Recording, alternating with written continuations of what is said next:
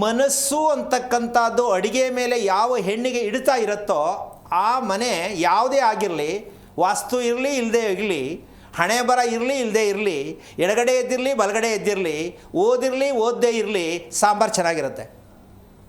ಇಲ್ಲೇನು ಬೇಕಾಗೋದು? ಮನಸ್ಸು ಬೇಕು. ಅಡುಗೆ ಮಾಡುತ್ತಿರುವ ಅಡುಗೆ ಚೆನ್ನಾಗಿ ಬರಬೇಕು, ಪರಿಮಳ ಭರಿತವಾಗಿರಬೇಕು ಅನ್ನೋ ಮನಸ್ಥಿತಿ ಇರಬೇಕು. ಸಾಂಬಾರ್ ಪಾತ್ರೆ ಸ್ಟವ್ ಮೇಲಿಟ್ಟು ಮೊಬೈಲ್ ಹಿಡ್ಕೊಂಡ್ರೆ ಹೋಯಿತು. ಹೌದು. ನಿನ್ನೆ ನಡೆದ ಘಟನೆ ನೆನೆಸ್ಕೊಂಡ್ರೆ ಹೋಯಿತು. ಮಕ್ಕಳ ಬಗ್ಗೆ ಯೋಚನೆ ಮಾಡಿದ್ರೆ ಹೋಯಿತು. ನೀವೇನು ಮೈಂಡಿಗೆ ತಗೋತೀರೋ, ನೀವು ಮಾಡುತ್ತಿರುವ ಕೆಲಸವನ್ನು ಅಚ್ಚುಕಟ್ಟಾಗಿ ಮಾಡ್ತಕ್ಕಂತಹ ಇದಕ್ಕೆ ಸ್ಥಿತಪ್ರಜ್ಞೆ ಅಂತಾರೆ. ಏನು ಪ್ರಜ್ಞೆ? ಸ್ಥಿತಪ್ರಜ್ಞೆ ಪ್ರತಿಯೊಬ್ಬರಲ್ಲೂ ಬರುತ್ತಾ? ಸಾಧ್ಯನೇ ಇಲ್ಲ.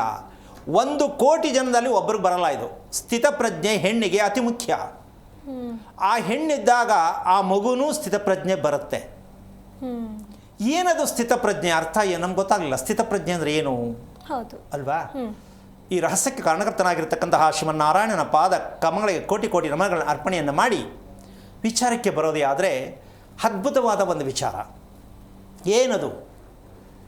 ಒಂದು ಸಣ್ಣ ಉದಾಹರಣೆ ಕೊಡ್ತೀನಿ. ಒಂದು ಕುಟುಂಬದಲ್ಲಿ ತಂದೆ ಹೇಳ್ತಾನೆ, ಇವತ್ತು ಯಾರೋ ಗೆಸ್ಟ್ ಬರ್ತಾ ಇದ್ದಾರೆ, ಸಾಮಾನುಗಳು ಇರತಕ್ಕಂಥದ್ದು ನಮ್ಮ ಮುಂದೆಗಡೆ ಏನು ಸಾಮಾನು ಕಾಣಿಸ್ತಾ ಇದೆ, ಆ ಸಾಮಗ್ರಿಗಳೆಲ್ಲನೂ ಒಂದು ಕಡೆ ಮರೇನು ಮಾಡಿ ಇಟ್ಟುಬಿಡಿ ಅಂತ ಅಪ್ಪ ಕುಟುಂಬದಲ್ಲಿ ಹೇಳ್ತಾನೆ ಹೆಂಡತಿ ಮಕ್ಕಳಿಗೆ. ಮಗ ಪ್ರಶ್ನೆ ಕೇಳ್ತಾನೆ, ಯಾಕಪ್ಪ ಅವ್ರು ಬರೋದು, ಯಾಕೆ ಕಳ್ರ ಅವರು, ಯಾಕೆ ತಿಡಬೇಕು? ಮಕ್ಕಳಿಗೆ ತುಂಬ ಕ್ಯೂರಿಯಾಸಿಟಿ ಇರುತ್ತೆ. ಏನಾದ್ರು ಒಂದು ಪ್ರಶ್ನೆ ಹಾಕಿದ್ರೆ ಉತ್ತರ ಕೇಳ್ತಾರೆ. ಇದು ಮಕ್ಕಳಲ್ಲಿ ಬರಬೇಕು, ಇದು ಸಾಧನೆ. ಯಾಕೆ ಅವರು ಬಂದಾಗ ಎಲ್ಲ ಮುಚ್ಚಿಟ್ಕೋಬೇಕು, ಯಾಕೆ ಹಿಂಗೆ ಹೇಳ್ತಿದ್ಯಾ ಅಂತ ಅಪ್ಪ ಹೇಳ್ತಾನೆ, ನಿನಗೆ ಗೊತ್ತಿಲ್ಲ ಅದು ರಹಸ್ಯ ಏನು ಅಂತ. ಯಾಕೆಂದ್ರೆ ಹೇಳೋಕ್ಕಾಗಲ್ಲ ಮಗನಿಗೆ, ರಿಯಾಲಿಟಿ ಹೇಳೋಕ್ಕಾಗಲ್ಲ. ಏನದು ಅಂದರೆ ಅವರು ಮನೆ ಪದಾರ್ಥ ಅಂತ ಕಂಡಿಡ್ಕೊಂಡ್ಬಿಟ್ರೆ ನನಗೆ ಪ್ರಾಣ ಸಕ್ಟ. ಬಂದವರು ಅವ್ರ ಮನೆಯಿಂದ ತಂದಿರೋದು ಗೊತ್ತಾದರೆ ನನಗೆ ಕಷ್ಟ ಅಪ್ಪ ಅಂದರೆ ಅರ್ಥ ಆಯ್ತಲ್ಲ ನಿಮಗೆ? ಎಷ್ಟು ಮಟ್ಟಕ್ಕೆ ಇದು ಅಂದರೆ ಇದನ್ನ ತಂದೆ ತಾಯಿಗಳು ಸ್ವಲ್ಪ ಕದ್ದಿರ್ತಾರೆ. ಯಾವ್ದು ಕದ್ದಿರೋದು? ಗೊತ್ತಿಲ್ಲದೆ ಇರೋದೇ ಕದ್ದಿರೋದು.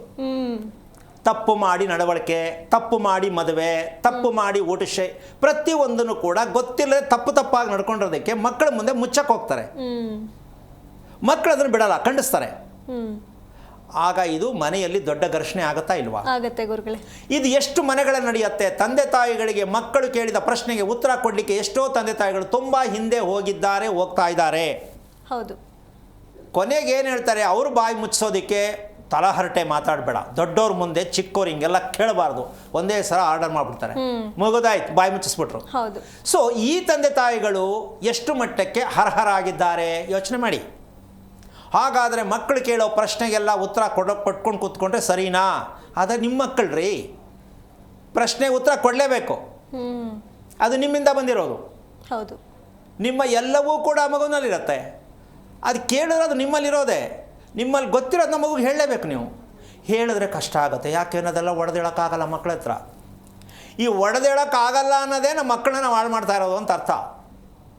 ಅದನ್ನು ಮುಚ್ಚಿಟ್ಬಿಟ್ಟು ನಮ್ಮ ಮಗಳು ಮಾತ್ರ ಚೆನ್ನಾಗಿರಬೇಕು, ನಮ್ಮ ಮಕ್ಕಳು ಚೆನ್ನಾಗಿರಬೇಕು ಅಂತ ನೀವು ಮುಚ್ಚಿಟ್ಬಿಟ್ರೆ, ನಿಮ್ಮ ಜೀವನದ ಚರಿತ್ರೆಯನ್ನು, ಸತ್ಯವನ್ನು ನೀವು ಮುಚ್ಚಿಟ್ಟು ಮಕ್ಕಳು ಬೇರೆ ದಾರಿ ತೋರಿಸ್ತೀನಿ ಅಂತ ಹೋದರೆ ನಿಜಕ್ಕೂ ಸಾಧ್ಯ ಇಲ್ಲ. ನಿಮ್ಮ ಕುಟುಂಬ ಹೊಂದಾಣಿಕೆ ಬರಲಿಕ್ಕೆ ಲಾಯಕ್ಕೇ ಇಲ್ಲ.